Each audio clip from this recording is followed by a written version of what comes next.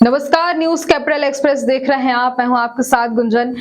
ग्वालियर में लगातार बढ़ती छेड़छाड़ की घटनाओं के बाद पुलिस हरकत पे आ गई है। महिला पुलिस अधिकारी गर्ल्स हॉस्टल और स्कूलों में जाकर लड़कियों से उनकी परेशानियों पर बात कर रही है। आपात स्थिति में पुलिस की मदद लेने की सलाह दे रही है। लड़कियों द्वारा बताए गए स्थान पर महिला पुलिस अधिकारी और उनकी टीम लगातार मंचलों पर कार्रवाई कर रही है। बता दें आपको कि ग्वालियर पुलिस ने मंचलों के खिलाफ सफाई अभियान छेड़ दिया है और एसपी राजेश सिंह चंदेल ने महिला पुलिस अधिकारी हिना खान को मंचलों पर एक्शन की जिम्मेदारी सौंपी है। हिना खान की अगुवाई में ये टीम गर्ल्स हॉस्टल और स्कूलों में जाकर लड़कियों से बात कर रही है, लड़कियों की परेशानियों को पूछ रही है। वहीं छेड़छाड़ की घटनाओं वाले इलाकों में डाटा तैयार कर रही है। सिटी सेंटर इलाके हॉस्टल में रहने वाली लड़कियों ने बताया है कि उनके साथ गोविंदपुरा, थातीपुर, दर्पण कॉलोनी सहित अन्य इलाकों में छेड़छाड़ की घटनाएं होती हैं। यहाँ मंचले आए दिन उन पर फत्तियां कसकर छेड़छाड़ करते हैं।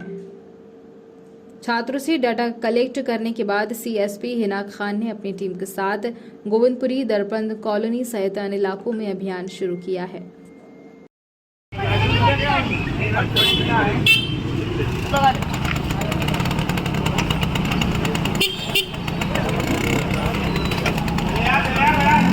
सर ओनर है होटल रेस्टोरेंट के ओनर हैं दोनों। क्या नाम है? देखो मैं मत करो आपका गाड़ी जी सर। एक तो करवा के भी रखा है, उल्टा सीधा ऊपर से झूठ भी बोल रहा है।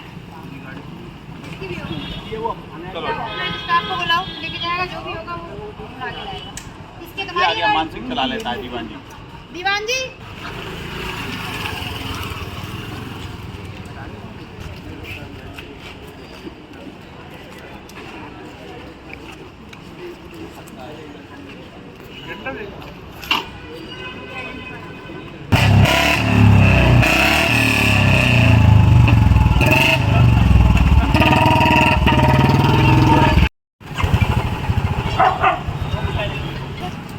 नीचे आओ। क्यों लगा नहीं तो अभी क्यों लगा दी? जाओ बेटा। चलो हटा। ये गाड़ी कितने नहीं चाहिए, नहीं तो थाने में खड़ी होगी। चलो हटा, जल्दी हटा। जल्दी हटो, जल्दी। जाने वालों को झूठ बोल रहा है। रोड में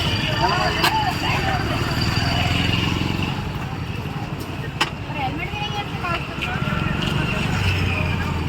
नहीं पीछे हटो तो इसका कुछ मेरे में रहता है क्या? आप थोड़ी रहता हूँ, मारे रहता हूँ। कहाँ रहते हो? उससे कोई मतलब नहीं। रोड पे गाड़ी लेके निकल रहे हो ना, तो हेलमेट होना चाहिए। तुम्हें शराब? जल्दी हटो। एक साइड से मंगा लो।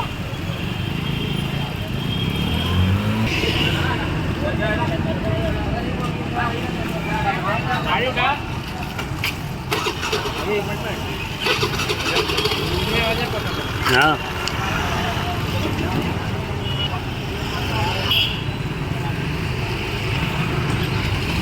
चलो।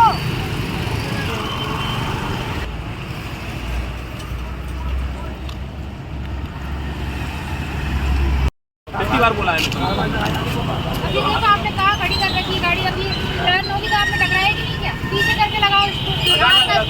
लगाओ ना लगाओ।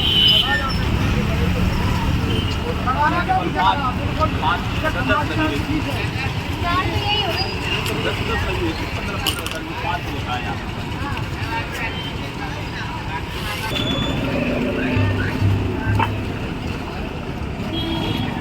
ये बहुत पाइप लगा लंबी लंबी पाइप इतने बड़े लग जाए। बड़ी बड़ी का पत्थर लगाओ उसके बाद।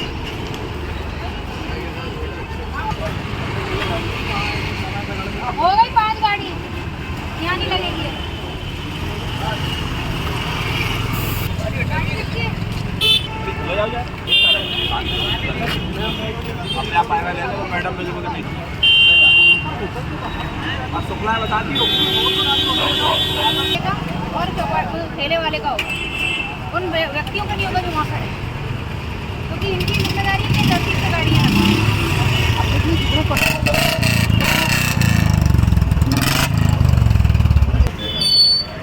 साइलेंसर मॉडिफाई हो रहा है, फिक्स नहीं होगी ना, ये मॉडिफाई है ना, इसलिए वो इसकी आगे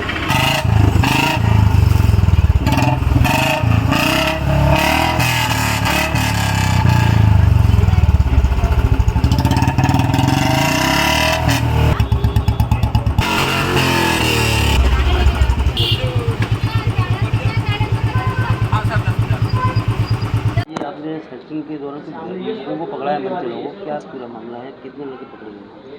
जी, जब गोविंदपुरी चौकी के पास जो गर्ल्स हॉस्टल हैं वहाँ मैं गई थी बच्चों से बातचीत करने, तो उन्होंने अपनी कुछ समस्याएं बताई थी, तो इसीलिए जानने के लिए कि किस तरह की समस्याएं आती हैं, कल हॉस्टल की बच्चियों के साथ मैं भी सिविल में गई थी और हमने वहाँ पे जो ऐसे एरियाज़ हैं जहाँ अक्सर लोग ग्रुप्स में खड़े रहते हैं और लड़कियों पर उल्टी सीधी फप्तियाँ कसते हैं, तो जब हमने वहाँ पे कार्रवाई की तो काफ़ी सारे लोग हमें मिले इस तरह की हरकतें करते। कुल कितने युवक पकड़े गए हैं जो ऐसी हरकतें करते हैं? 10 से 12 लड़के हम लोगों ने पकड़े थे जो उस तरह की हरकतें कर रहे हैं। क्या यहाँ अवेयरनेस और यहाँ सर्चिंग आपकी चलती रही? बिल्कुल चलती रहेगी और जब तक बच्चे खुद नहीं कह देते, जब तक वो खुद ये महसूस नहीं करती लड़कियां कि अब माहौल सुरक्षित है, तब तक लगातार हमारे प्रयास चलते रहेंगे। आप एक शहर की CSP हैं और एक युवा भी हैं, तो युवा वर्ग और महिलाओं को क्या संदेश देना चाहती हैं छात्राओं को?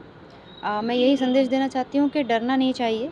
अगर आप किसी भी तरह के अपराध का, परेशानी का, छेड़खानी का शिकार हो रहे हैं तो कम से कम अपने दोस्तों को, अपने परिवारजनों को बताइए, पुलिस को बताइए और इन चीज़ों का विरोध कीजिए। जितना आप सहते रहेंगे इस तरह की जो हरकतें होती हैं उनको अगर आप सहते रहेंगे तो इस तरह से लोगों को बढ़ावा ही मिलता है। तो उसका श्यामलाल रविदास ने बताया कि स्थायी शिक्षक भर्ती पिछले 5 वर्षों से नाम मात्र पदों पर बड़े ही धीमी गति से चल रही है, जब प्रत्येक विषय के हजारों पद रिक्त हैं।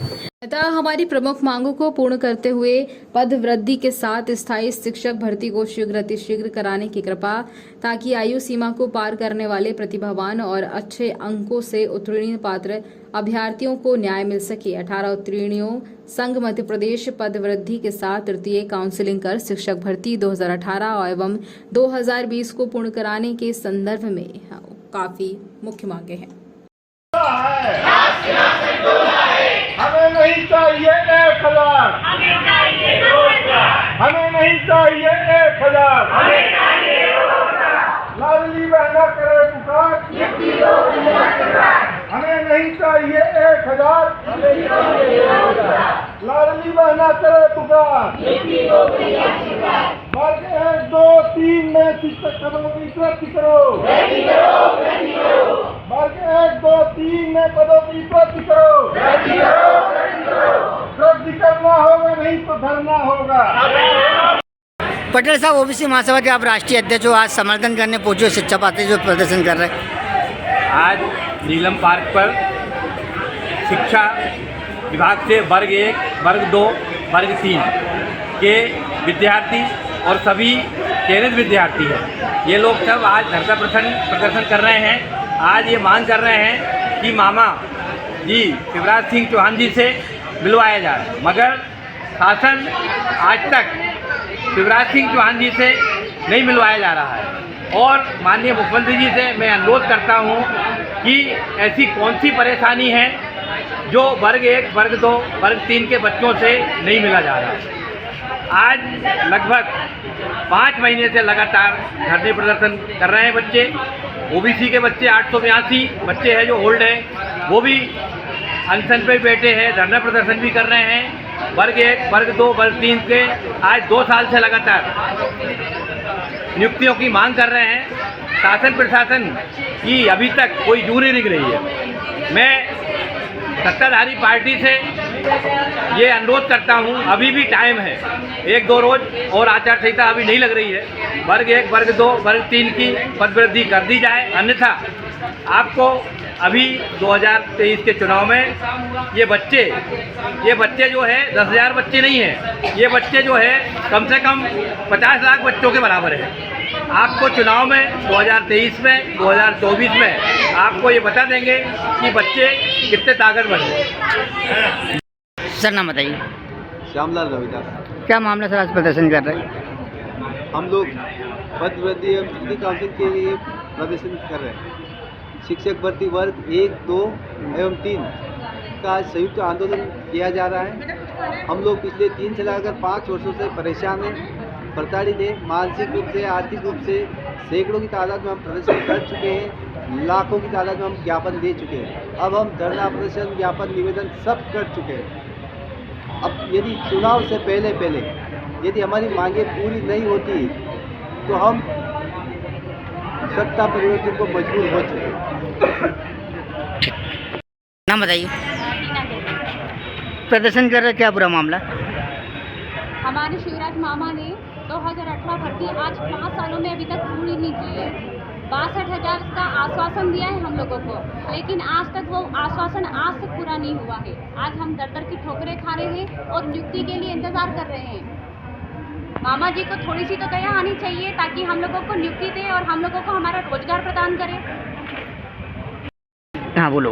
हम प्राथमिक शिक्षक भर्ती 2020 के अभ्यर्थी हैं और इंदर सिंह परमार जी ने हमें आश्वासन दिया था अभी भी 2-4 दिन पहले। उन्होंने बोला था कि हम आपकी 10,000 पदों पर वृद्धि करके आपके जो OBC होल्डर उसको हटाएंगे, उसको क्लियर करेंगे और आपको नियुक्ति देंगे सभी को। पर उनका आश्वासन झूठा लग रहा है, क्योंकि अभी आचार संहिता को 2 दिन बाकी है। अगर 2 दिन में अगर उन्होंने जो रोस्टर जारी नहीं किया तो उसके बाद में हम खुलकर विरोध करेंगे उनका, और सभी विधानसभाओं में जाकर उनका बीजेपी का फुल सभी विधानसभाओं से बहिष्कार करेंगे। और मामा जी को कि हम MP सरकार से उखाड़ फेंकने का काम करेंगे। अगर हमारी पदवृद्धि नहीं हुई तो हम बीजेपी का खुलकर विरोध करेंगे। नाम बता दीजिए। मेरा नाम रविंद्र मित्थर है, मैं मुरैना जिले से आया हूँ। प्राथमिक शिक्षक भर्ती 2020 का अभ्यर्थी हूँ। अगर हमारी मांग पूरी नहीं हुई तो हम बीजेपी का खुलकर विरोध करेंगे। महामहिम देश में हजारों साल से व्याप्त ब्राह्मणवादी वर्ग एवं जाति व्यवस्था के कारण SC, ST, OBC समाज को काफी पीछे कर दिया गया। इसलिए संविधान में OBC, SC, ST समाज को राष्ट्र की मुख्य धारा में लाने के लिए विशेष प्रावधान के तहत आरक्षण व्यवस्था लागू की गई। OBC, SC, ST समाज के पिछड़ेपन के कारण उनकी महिलाओं का पिछड़ापन अत्यधिक है, जिनकी बराबरी संवर्ग जाति की महिलाओं से नहीं की जा सकती है। महिला आरक्षण में OBC महिलाओं को संवर्ग महिलाओं के साथ में ही रखना OBC महिलाओं के साथ धोखाबाजी है और इससे OBC महिलाओं को प्रतिनिधित्व करने का मौका भी नहीं मिलेगा और महिला आरक्षण के नाम पर केवल संवर्ग महिलाओं को ही फायदा होगा। इसलिए OBC और SC, ST महिलाओं को अलग अलग उनकी संख्या के अनुपात में सीटें आरक्षित करना ही न्याय संगत है, लेकिन केंद्र सरकार द्वारा OBC के महिलाओं के लिए संख्या के अनुपात में अलग से सीटें आरक्षित न करना OBC के साथ धोखेबाजी है।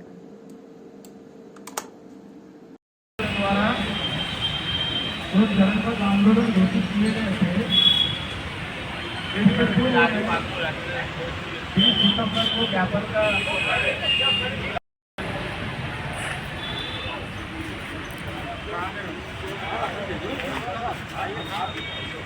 खाना आया नहीं हुआ।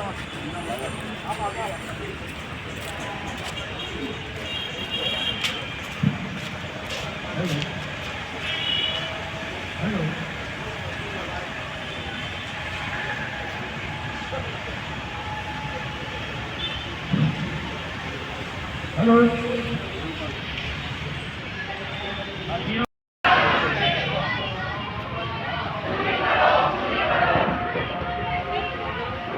सर नाम बताइए पहले। PR हरवाल, खास मुख्य मोर्चा भोपाल। जैसा कि आपको मालूम है कि पिछड़ा वर्ग के तहत ये कार्यक्रम रखा गया है। साथ ही अभी कुछ ही दिन पहले जो है महिला के संबंध में आरक्षण लागू किया गया, लेकिन उसमें OBC की महिलाओं को आरक्षण छोड़ दिया गया। यद्यपि SC, ST को शामिल किया गया, लेकिन OBC जिसकी जनसंख्या 1931 में 52% थी और अभी तो मेरे ख्याल में 52% से बढ़ के 60% से ज़्यादा हो गई होगी। जिस प्रकार से बिहार में अभी OBC की जातिगत जनगणना हुई, उसमें 63-64% उनकी पॉपुलेशन आई। मेरा कहने का तात्पर्य यही है कि सभी को जिसकी जितनी संख्या भारी उसकी उतनी हिस्सेदारी होना चाहिए। जिस प्रकार से 100 रोटी है, 100 आदमी है, अगर एक एक रोटी सबको दे दी जाए तो सभी व्यक्ति सेटिस्फाइड होंगे, कोई भूखा नहीं रहेगा, किसी प्रकार की कोई समस्या नहीं होगी। मेरा कहने का तात्पर्य ये है कि सभी को हिस्सेदारी, भागीदारी होना चाहिए, बराबर भागीदारी होना चाहिए। अभी मैं देखता हूँ कि भारतवर्ष में सबसे ज़्यादा गरीबी है और ऊंच नीच छुआछूत भेदभाव अन्याय अत्याचार बरकरार है, जबकि भारत देश को स्वतंत्र हुए लगभग 75 साल हो गए हैं। इसके बावजूद मैं देखता हूँ कि आदिवासी और एससी के जो दूल्हा है वो भी एक दिन जो दूल्हा बनता है वो भी घोड़े पे बैठ के नहीं निकल सकता। इवन यहाँ तक कि ओबीसी का जो दूल्हा है वो भी घोड़े पे बैठ के नहीं निकल सकता है। हमारी माताएं बहनें जो सवर्ण वर्ग के मकानों से घरों से निकलती है तो वहाँ पर चप्पल नहीं पहन सकती है। ये कैसा भारत है? मैं आप लोगों से पूछना चाहता हूँ, ये 1975 ये कैसी स्वतंत्रता है? ये कौन सी स्वतंत्रता है?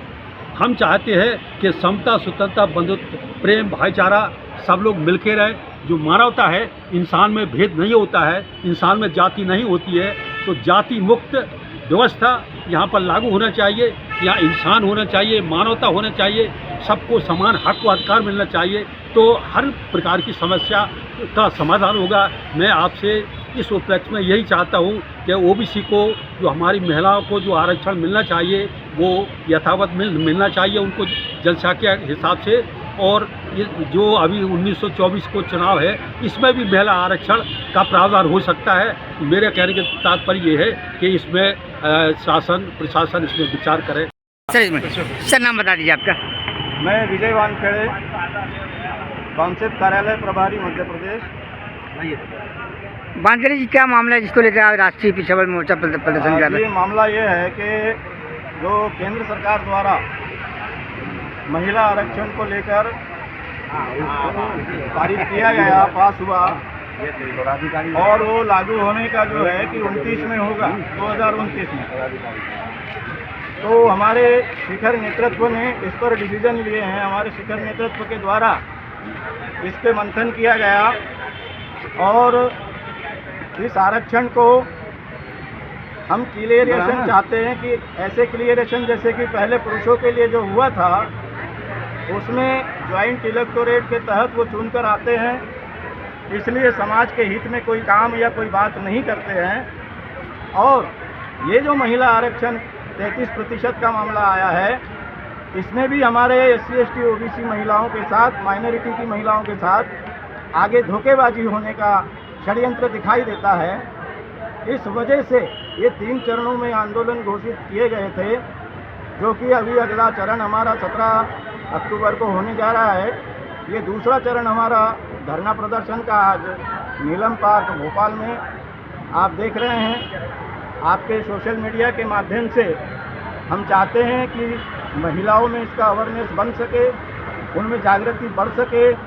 उसके लिए आप हमारी संगठन की विचारधारा के तहत जो SC ST OBC माइनॉरिटी की महिलाओं के साथ में अगर रिजर्वेशन का क्लियरेशन करना है तो ये सेपरेट इलेक्टोरेट के तहत होना चाहिए, ना कि ज्वाइंट इलेक्टोरेट। और निर्धारित होना चाहिए SC ST OBC की महिलाओं की सीटें, माइनॉरिटी की महिलाओं की सीटें, कि कहीं ऐसा ना हो कि बाद में जाकर ब्राह्मणी व्यवस्था से जो देश की सरकारें चल रही है उन्हीं की सक्षम महिलाओं को इसका फ़ायदा मिले, इसको ध्यान में रखा गया है।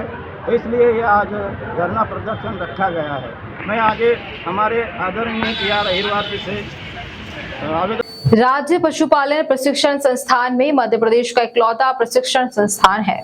संयुक्त संचालक SK तिवारी ने बताया कि पशु चिकित्सा विभाग से संबंधित विभाग योजनाओं के बेहतर क्रियान्वयन हेतु मुख्य रूप से कृत्रिम गर्भाधान योजना के क्रियान्वयन के लिए मेत्रियों का प्रशिक्षण के माध्यम से डॉक्टरों का परीक्षण यहां दिया जाता है। साथ ही शासन की विशेष घटक योजना के तहत विशेष कार्यक्रम के तहत जो भी प्रशिक्षण केंद्र सरकार द्वारा स्वीकृत किए जाते हैं उनका क्रियान्वयन यहां राज्य पशुपालन प्रशिक्षण संस्थान में काफी दक्षता एवं गुणवत्ता पूर्वक किया जाता है।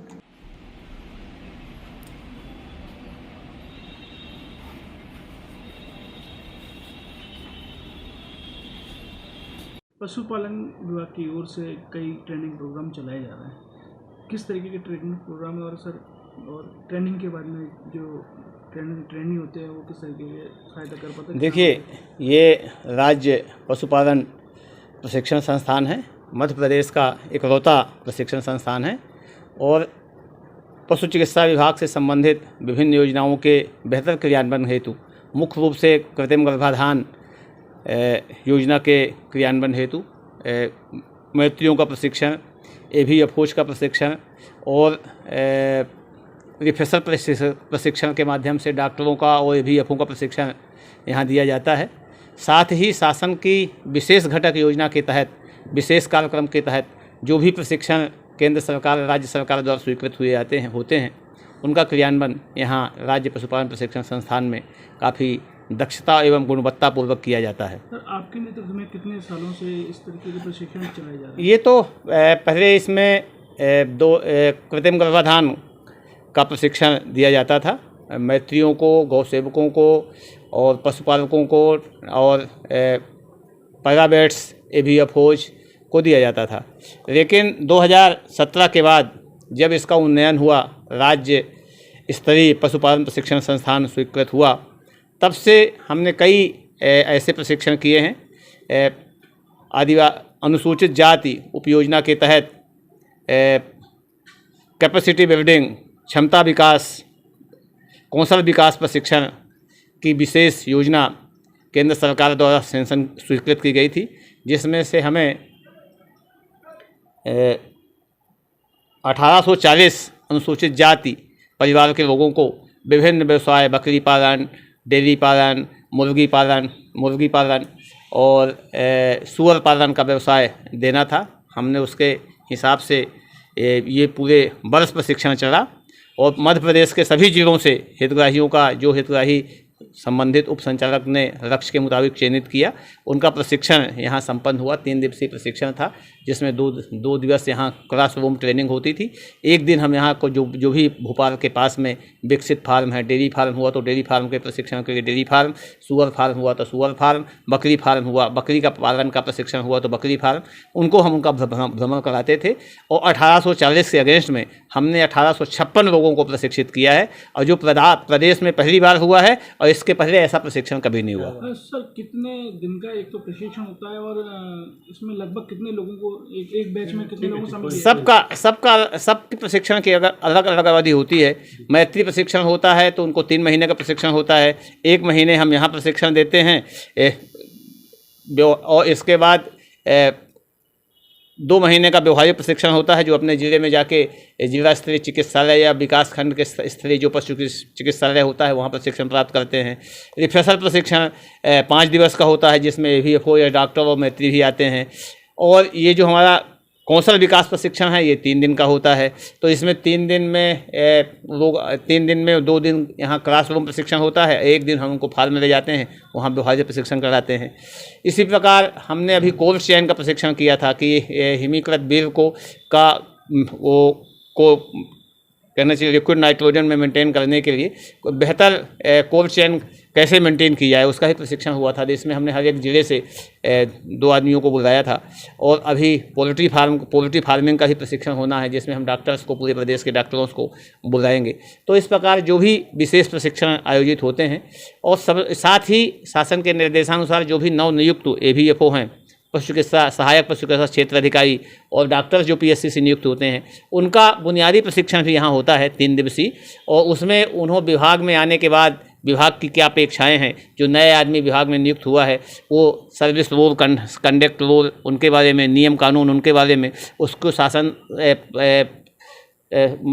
को उससे क्या अपेक्षाएं हैं, और जनता से उसको एक कैसी अपने विभाग की योजनाओं को कैसे पहुँचाना है, एक सफल कर्मचारी के साथ साथ एक सफल कर्मयोगी कैसे बनना है, इन सब बातों की जानकारी उसको प्रशिक्षण में दी जाती है। इस प्रकार के बहुत सारे प्रशिक्षण यहाँ शासन के निर्देश में आयोजित होते हैं, और सभी प्रशिक्षणों के प्रशिक्षणार्थियों को रुकने की व्यवस्था भी यहाँ है, मेस की व्यवस्था भी है, और अच्छी फैकल्टीज भी हैं, जहाँ हमें विशेषज्ञ जो होते हैं वो हम वेटनरी कॉलेज से, महू से और जबलपुर से बुला लेते हैं, और जो भी अनुभवी पशुपालक हैं उनकी भी सेवाएँ हम लेते हैं। सर, आपको परिचय दे दीजिए।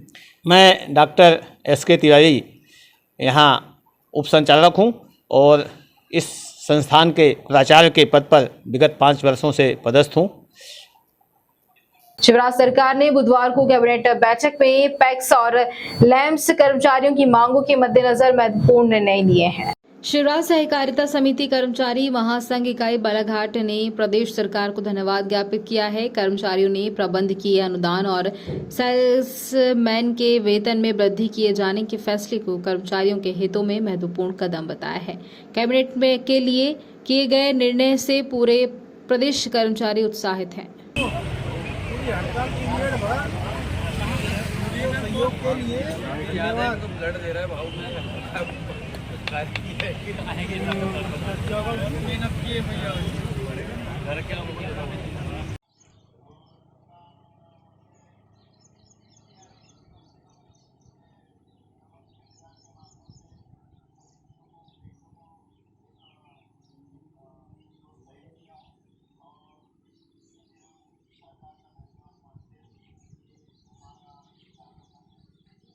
नमस्कार, मैं जगदीश बिल्लोरे, प्रभारी प्रबंधक समिति सावरी। बिल्लोरे जी, कैबिनेट बैठक हुई है जिसमें पैक्स और लैंपस कर्मचारियों के लिए काफ़ी महत्वपूर्ण निर्णय सरकार ने लिए हैं, क्या कहना चाहेंगे आप? ये कुछ सराहनीय कदम है। वैसे प्रबंधकीय अनुदान मिला है, कर्मचारी कुछ संतुष्ट तो हुए हैं, लेकिन कुछ लोगों को संदेह भी है, तो इसका उचित निराकरण भी हो जाए तो अच्छी बात है। कुछ लोगों को ऐसा संदेह लगता है कि ये प्रबंध के अनुदान में समिति जो कर्मचारी इनका ही हित होगा या नहीं होगा, लेकिन सरकार ने जो ये अपना कुछ उचित मार्ग निकाल करके प्रबंध के अनुदान के रूप में समिति को जो लाभ दी है, ठीक है। देखिए, जो सहकारिता के कर्मचारी हैं, चाहे पैक्स या लैंपस के हों, सरकार की योजनाओं का ही क्रियान्वयन करते हैं। हाँ। तो जो मांगे आपकी रही हैं, भले ही अभी पूरी मांगे न पूरी हुई हो, लेकिन ये जो रास्ता सरकार ने निकाला है, इसको किस रूप में देखते हैं? ये रास्ता वैसे ठीक है, ये हमको एक मार्ग मिल गया है, ये मतलब सरकार से मतलब कहने बोलने का, और सरकार वैसे ठीक किया है कि उन्हें कम से कम ये प्रबंध के अनुदान के माध्यम से समितियों को, पैक्स को एक प्रोत्साहित किया है, और इसके लिए हम सरकार का धन्यवाद मानते हैं कि हमारा ख्याल रखा गया है। तो प्रबंधकीय अनुदान के लिए जब आदेश होंगे, अभी जैसा कि कहा कि आपने कुछ कंफ्यूजन भी है उसको लेकर, तो जब वो स्पष्ट आदेश होंगे तब वो सारी चीज़ें स्पष्ट क्लियर हो पाएगी? हाँ, स्पष्ट आदेश होंगे तभी क्लियर हो पाएगी सारी चीज़ें। लेकिन अभी समिति हित में सरकार ने जो वार्षिक 3 लाख रुपए देने का निर्णय लिया है, वो बहुत ठीक है। बहुत बहुत धन्यवाद सर। नमस्कार, आपका परिचय? मैं जीएन लिल्हारे सेवा सहकारी समिति मर्यादित भंडारा। सर, हड़ताल चली पहले 28 दिन प्रदेश में पैक्स कर्मचारियों ने की है, फिर 7 दिन की है, और अब स्थगित हो गई है। कैबिनेट बैठक में महत्वपूर्ण निर्णय लिए गए सरकार के द्वारा आप लोगों के लिए, क्या कहना चाहेंगे? मैं तो इस संबंध में यही कहूँगा कि सरकार ने जो अभी सहकारिता विभाग के कर्मचारियों के संबंध में पैक्स के बारे में जो रखा है, और जो उनने हमको प्रबंधकीय अनुदान दिया है, आज तक के तो जो भी सरकारें बनी इसके पूर्व, उनने तो इतना भला और कहना चाहिए कर्मचारियों के संबंध में नहीं समझा। और जो आज हम कर्मचारियों, सहकारिता के कर्मचारियों के संबंध में जो शिवराज सिंह जी की सरकार ने जो कदम रखा, और हम कर्मचारी लोग समिति स्तर के इससे इतने उत्साहित है कि भविष्य में हमारा इसमें भलाई होते रहेगा, और ऐसे ही होते रहे तो हम सरकार का आभार व्यक्त करते हैं। धन्यवाद। आपको क्या लगता है, सहकारिता कर्मचारी जो है, पैक्स कर्मचारी हमेशा सरकार के साथ कदमताल करते हैं, तो सरकार ने जो आप लोगों को दिया है आपका वाजिब हक है, और क्या सोचते हैं आगे सरकार किस तरह का आपको सहयोग कर सकती है, क्योंकि कर्मचारी तो सरकार की योजनाओं का ही क्रियान्वयन करते हैं? जी सर, हम तो यही चाहते हैं कि आज तक तो किसी भी सरकार ने इस प्रकार का भला नहीं चाहे, पर ये वर्तमान सरकार ने जो कदम रखी है, तो इससे तो हम सरकार का इतना अच्छा आभार व्यक्त करते हैं कि जो भविष्य में आने वाला है और इससे हमको और लाभान्वित हो सकते हैं, तो हम इसमें बहुत संतुष्ट और सरकार का आभार व्यक्त करते हैं। धन्यवाद। राजधानी भोपाल में राजनीति में वंशवाद के विरोध में हस्ताक्षर अभियान, जागो जनता जागो अभियान। राजनीति के क्षेत्र में चल रहे वंशवाद के विरोध में राजधानी भोपाल के गोविंदपुरा क्षेत्र में अजय पाटीदार आरटीआई एवं सामाजिक कार्यकर्ता ने शुरू किया हस्ताक्षर अभियान। अभियान में राजनीति में वंशवाद की कोई जगह नहीं है। गोविंदपुरा विधानसभा में समर्थन करने वाले लोगों ने अपने हस्ताक्षर किए। भोपाल के साकेत नगर से शुरुआत हुई। पूरी विधानसभा में हस्ताक्षर अभियान चलाया जाएगा वंशवाद के खिलाफ।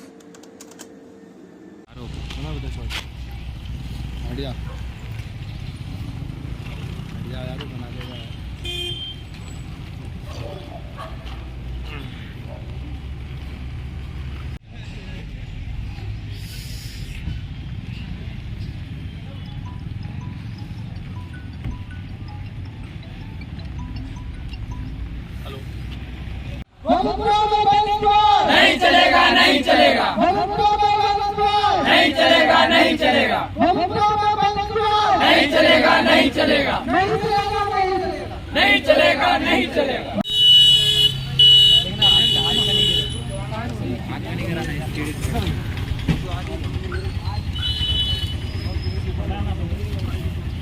नहीं चलेगा, नहीं चलेगा, नहीं चलेगा। जय जय। अभियान चलाया जा रहा है, क्या है? वंशवाद जो है वो लोकतंत्र का दुश्मन है। राजशाही खत्म हो चुकी है। एक ही परिवार के 50-50 साल तक जो है वो विधानसभाओं पर काबिज रहना गलत है। जो बाकी कार्यकर्ता हैं उनको भी मौका मिले और जो जनप्रतिनिधि है वो बदलते रहें तो ये लोकतंत्र के लिए बेहतर होता है, वहीं विकास के लिए भी बेहतर होता है। तो भारतीय जनता पार्टी एक ऐसा दल है जो वैसे भी वंशवाद का विरोध करता है। तो हम ये चाहते हैं कि गोविंदपुरा जो विधानसभा राजधानी की है इसमें वंशवाद नहीं चलेगा। भारतीय जनता पार्टी जो है वो अपना टिकट बदले और जो 50 सालों से लगातार एक ही परिवार की सत्ता गोविंदपुरा पर चलती आ रही है उसे खत्म करे।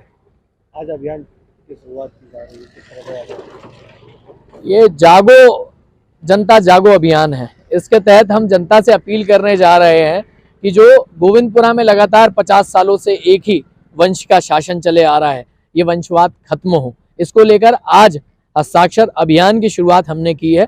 आने वाले समय में और भी ऐसे आयोजन जो है वो गोविंदपुरा की अलग अलग जगहों पर हम करेंगे, जिससे कि ये साफ हो जाए कि गोविंदपुरा की जो जनता है वो वंशवाद का विरोध करती है, वंशवाद का समर्थन नहीं करती। आपको ये बता दें कि कुछ समय पूर्व ही महापौर के इलेक्शन भी हुए, उससे पहले सांसद के इलेक्शन भी हुए थे।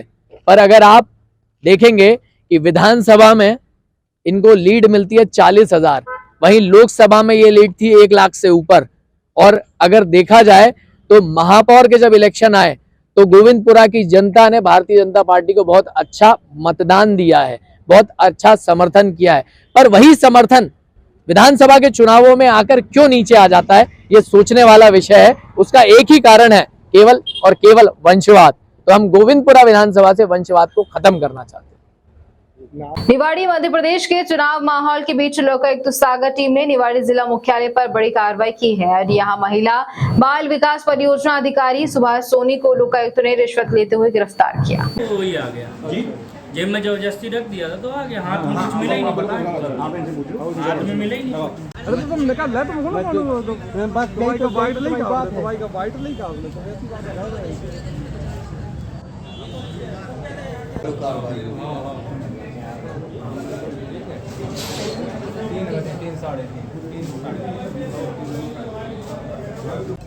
क्या नाम है भाई साहब आपका? मेरा नाम सोनू शर्मा। क्या मामला है? मामला मड़ूर पश्चिमी बुढ़ीराम में मेरी पत्नी रजपुरा पंचायत में आंगनबाड़ी कार्यकर्ता की पद थी, तो 10 सितंबर को उनकी मतलब वो खत्म हो गई नहीं। तो जी मुझसे बोला, उसके बाद मुझे सूचना मिली कि तेरी पत्नी कौन? CDPO परियोजना अधिकारी सुभाष सोनी महिला बाल विकास निवाड़ी।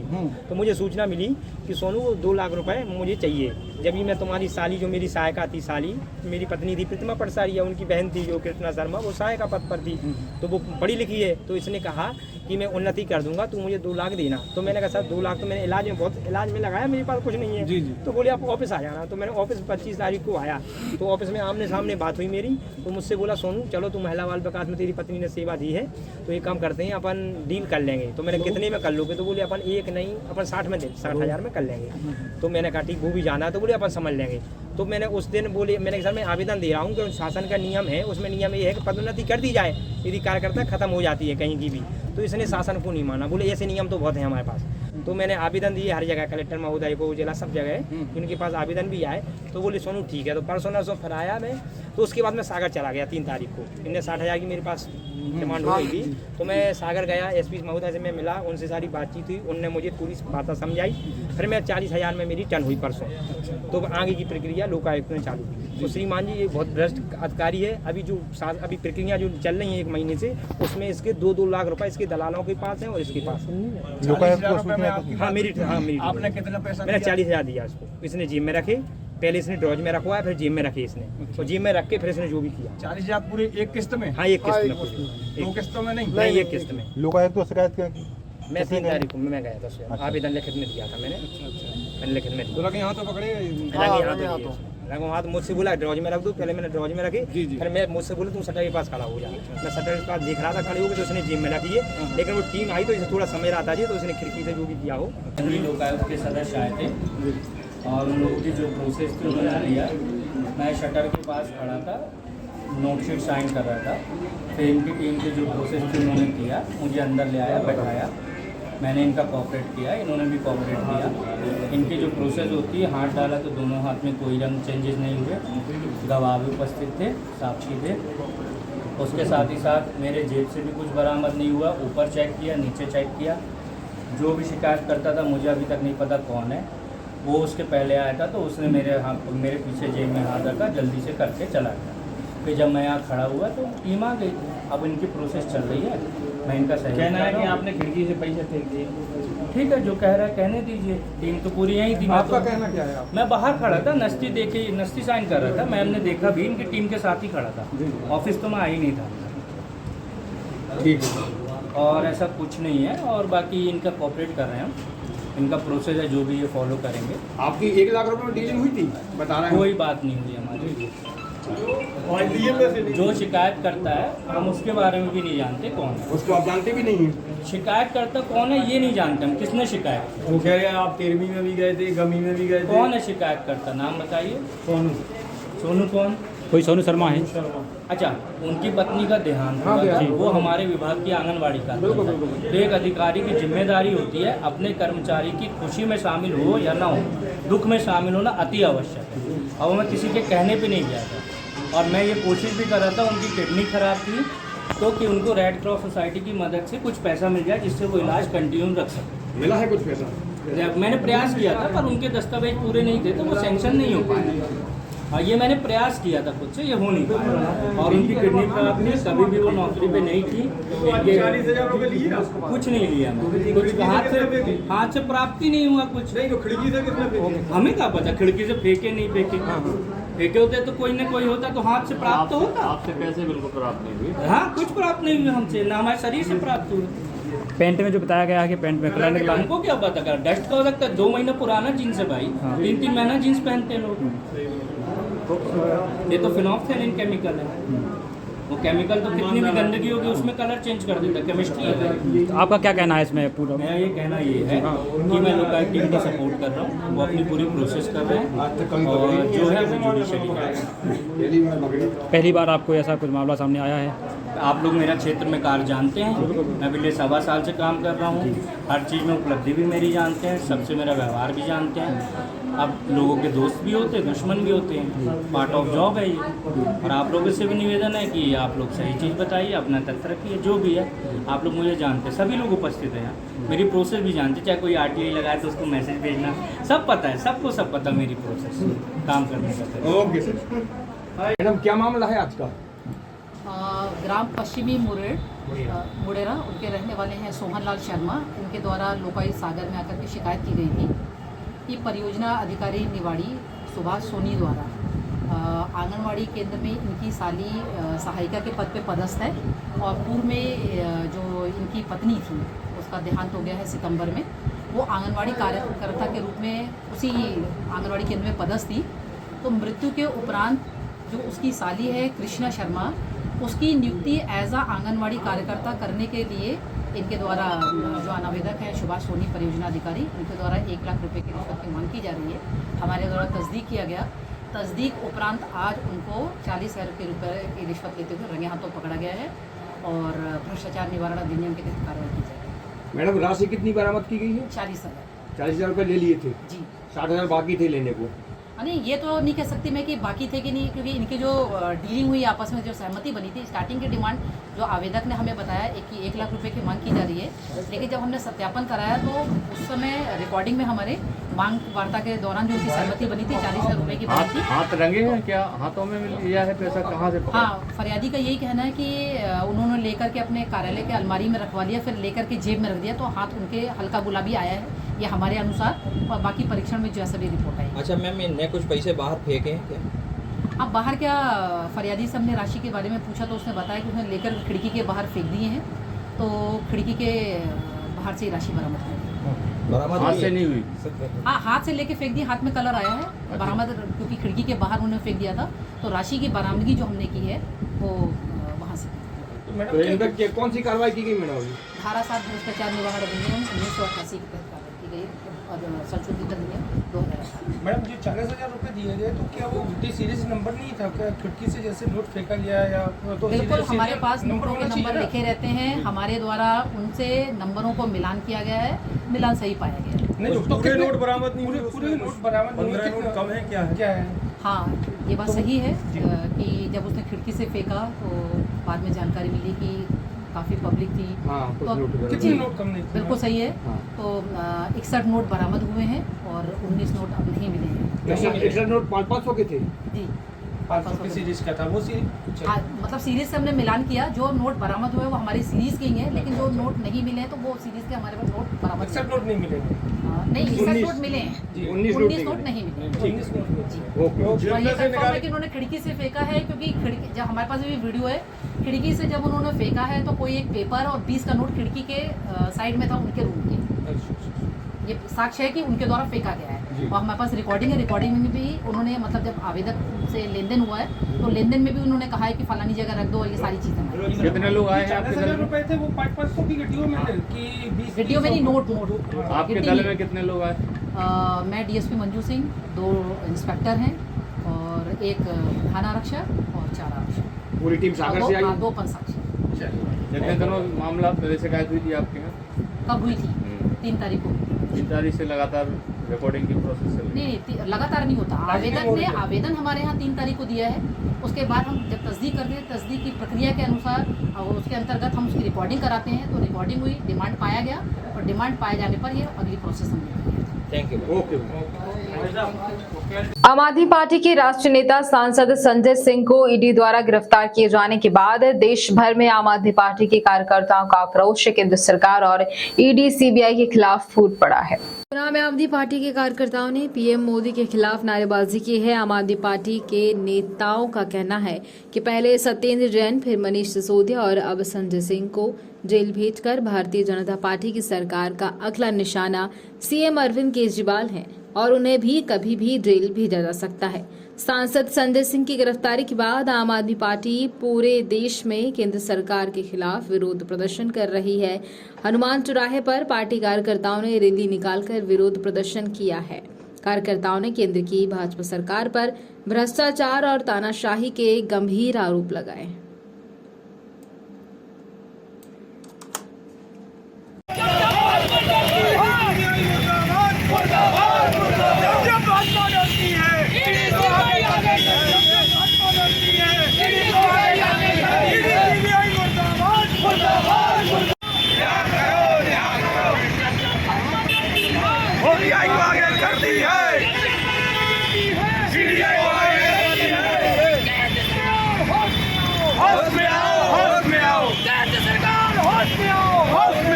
आरोप में उनको गिरफ्तार किया है।